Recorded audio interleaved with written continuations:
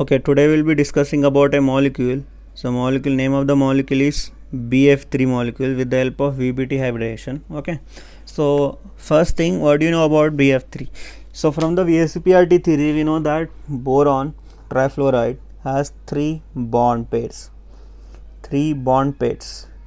But we don't know the strength of these bond pairs. Okay, we don't know the strength of three bond pairs.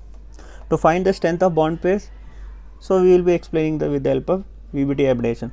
So in the VSEPRT3 we know that angle is 120 degrees, shapes is trigonal planar. So now we'll explain. So when the boron atomic number is 5, 2, 3. So boron has 3 electrons in the last cell. This is a Lewis-Daw structure, but we will not discuss about the Lewis-Daw structure. So boron, okay, electronic configuration 1s2, 2s2, 2p1. So here we have only one electron which is unfilled, but one orbital cannot be shared with 3 fluorine. So what happened here? So one electron will be transferred from s to 2p. So now we have electronic configuration 1s2, 2s1, 2p x1, 2p y1. So now you can say that we have an orbital, s orbital and 2 p orbitals. In s orbital we have one electron, in the p orbital we have 2 electrons.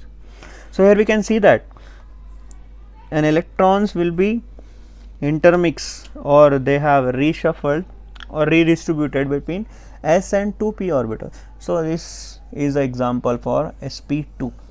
So in this, an electron will be transferred between s and 2p orbitals. Okay, so s and p రెండు p orbitals మధ్యలో electrons name చేస్తారు, redistribute చేస్తారు. They will be forming sp2 hybrid orbitals. Now they have same shapes and same angle. So in the center we have boron. So each hybrid orbital has now same shape. So first hybrid orbital, second, third. So 1 hybrid orbital has 1 electron in the last cell. So now second part is fluorine. So fluorine atomic number is 9. So electronic 1s2, 2s2, 2p5. So in the last 2pz orbital we have 1 electron. So pz orbital is denoted with dumbbell shape. So now we have to draw 3 dumbbells which has only 1 electron. So here is bond is formed between p and sp2, which are end to end, so sigma. So here also we will be having 1 fluorine. So fluorine has a dumbbell shapes. Here also see this bond is sigma.